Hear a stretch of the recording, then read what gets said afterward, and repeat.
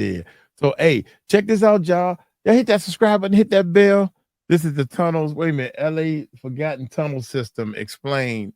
11 miles under the city. What? Give him a thumbs up real quick, man. So let's check this bad boy out. Here we go. Beneath the streets of Los Angeles, in a labyrinth known to few. Wait a minute. Is that Murph talking? Murph, that you talking? Sound like you emceeing this thing, Murph. Beneath the streets of Los Angeles, in a labyrinth known to few, lies a network of tunnels that have witnessed the city's most uncomfortable truths. Originally designed to support urban growth, these passageways became secret smuggling routes for crime and corruption. However, the tunnels have taken on new life over the decades, hiding stories that few dare to tell. But today, we will uncover them all. This is the story of LA's Forgotten Tunnels. I'm your host, Ryan Socash, and you're watching It's History. Wow, this is crazy.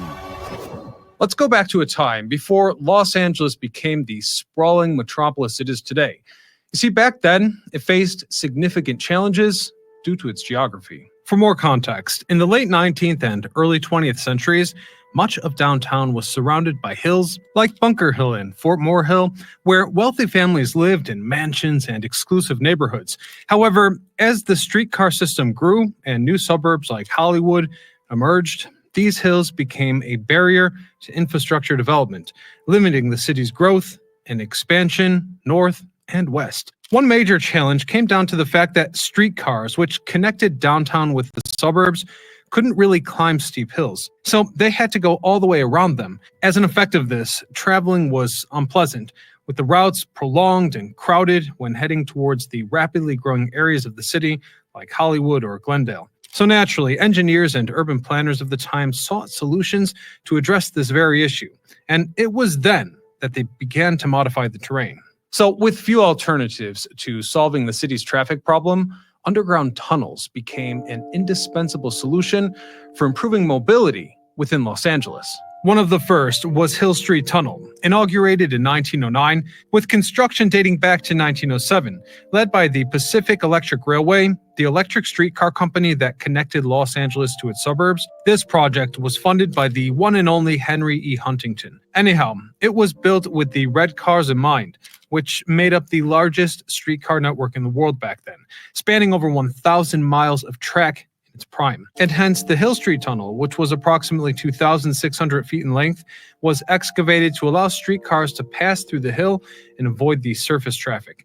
Although much of the work was manual, excavation technologies already included using dynamite to break down rocks, as well as steam-powered excavation equipment to move the displaced materials.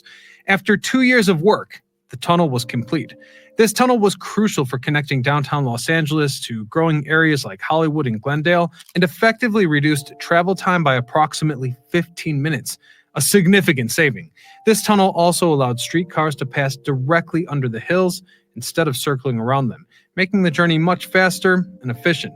It also happened to reduce street congestion, which was becoming an issue with the increased number of automobiles in the city, growing by the day. At that time, other vital tunnels were also excavated, such as the 4th Street Tunnel, which connected downtown with the western part of the city, whereas in Bunker Hill, in addition to leveling parts of the hill, additional tunnels were constructed to facilitate streetcar movement in rugged terrain. And like magic, Los Angeles expanded into new residential and commercial areas.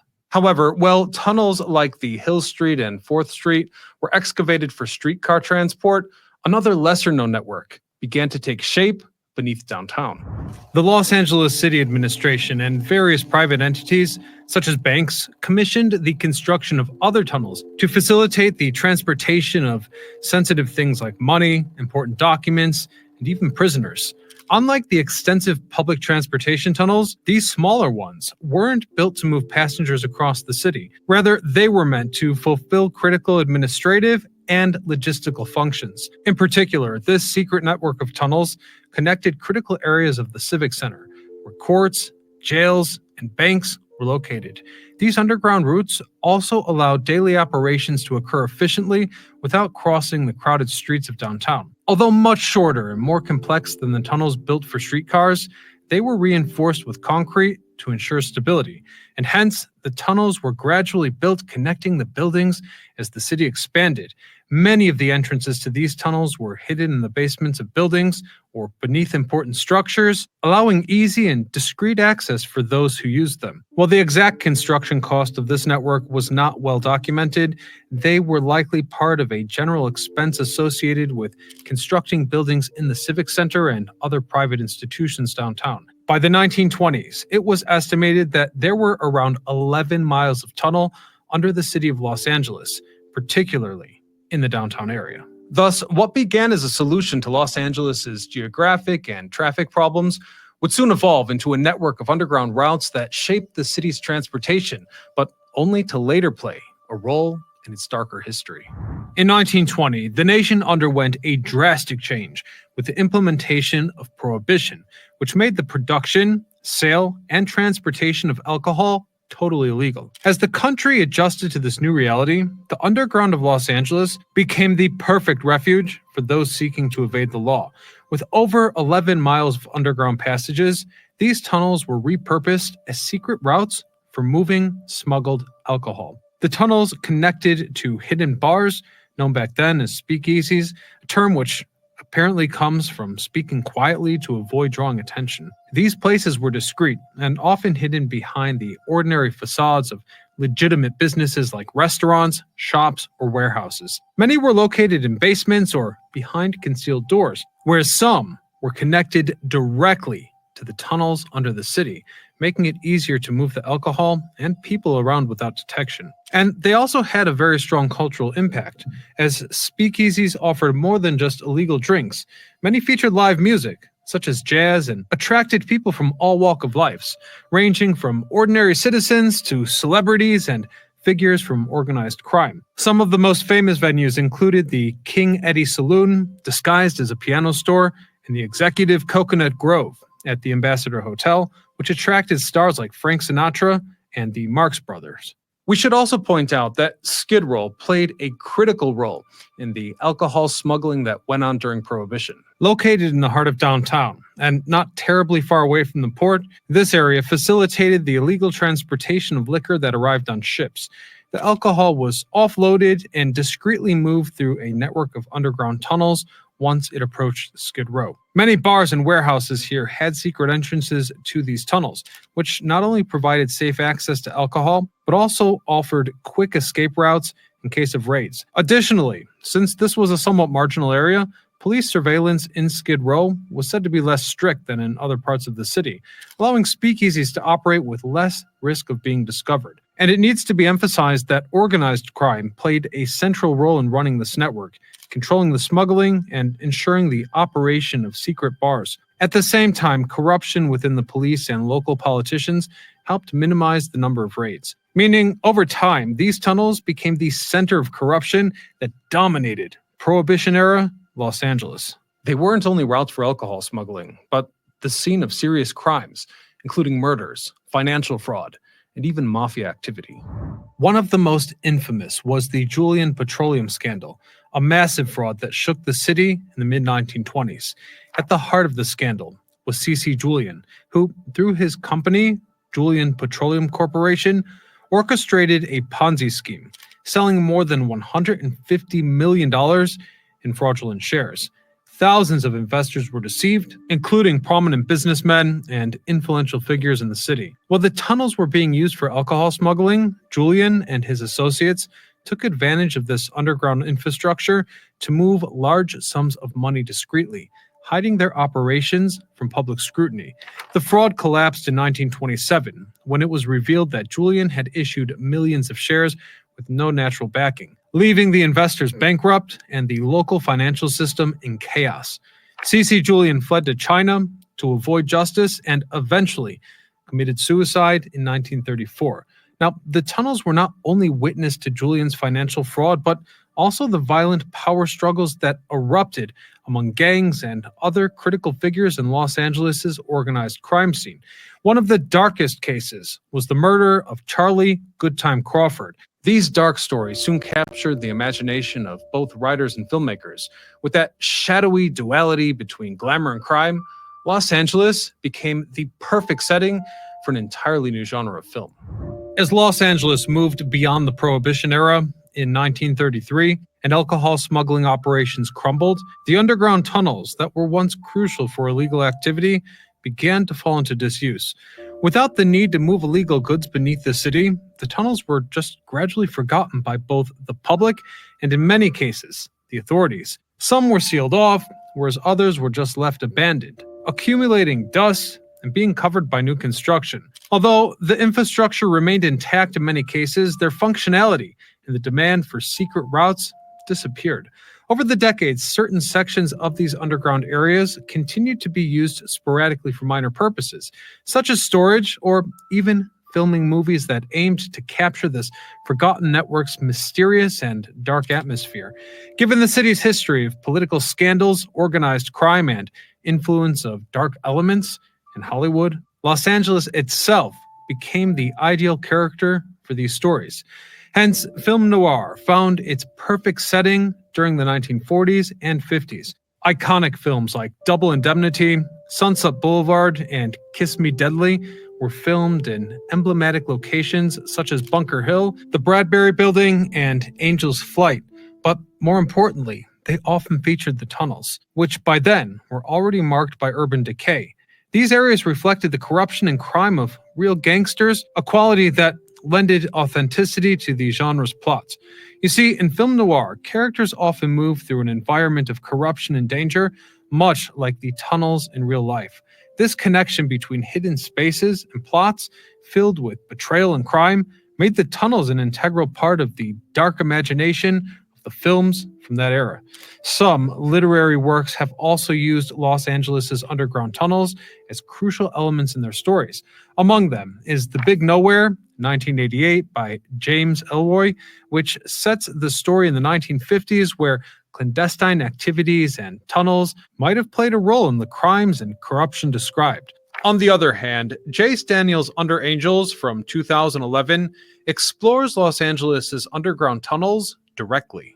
This suspense novel uses the tunnels as a setting to develop mysteries related to criminal activity and hidden figures, cleverly integrating the passageways into the narrative.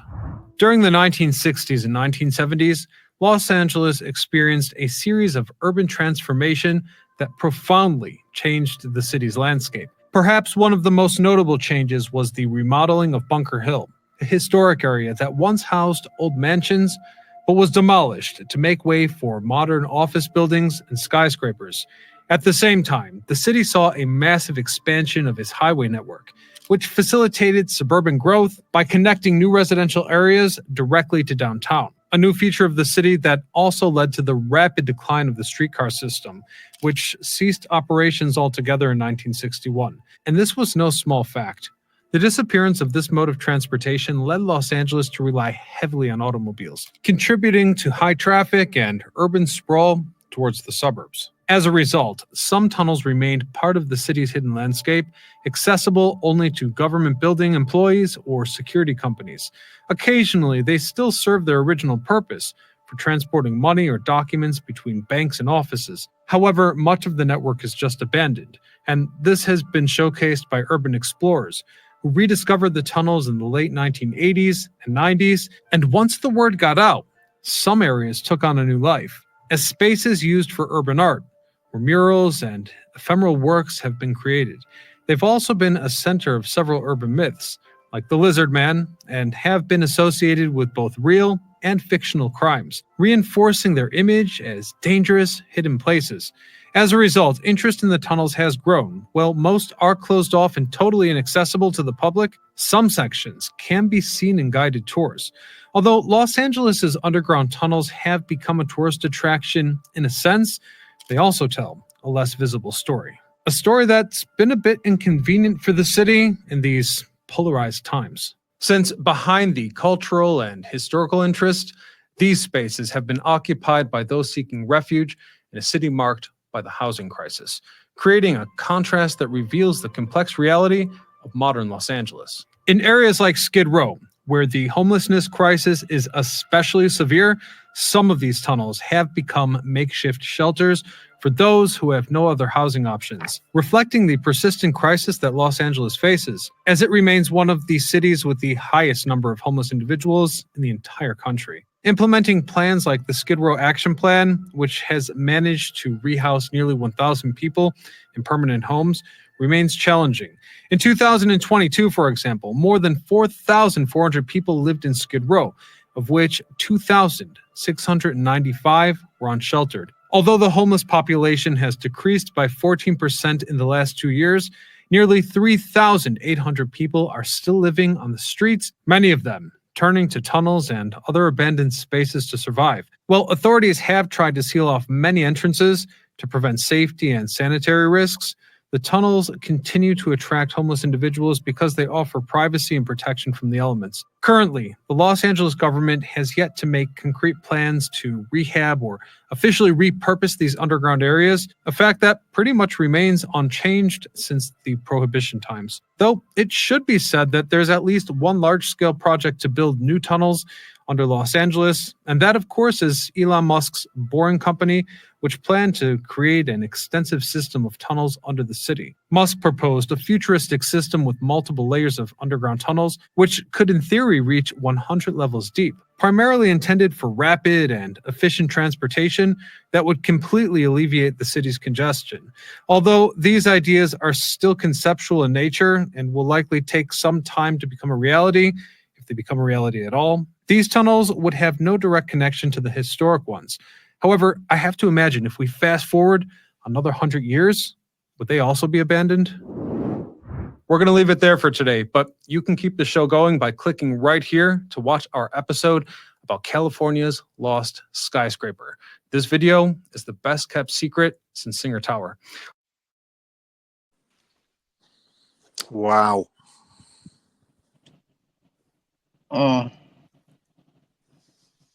Yeah, and I thought about that. Like Prohibition was probably when they had the most tunnels moved because, you know, they were not going to stop drinking alcohol. So they definitely were going to find a way to move it through. And that makes sense. I mean, that makes sense.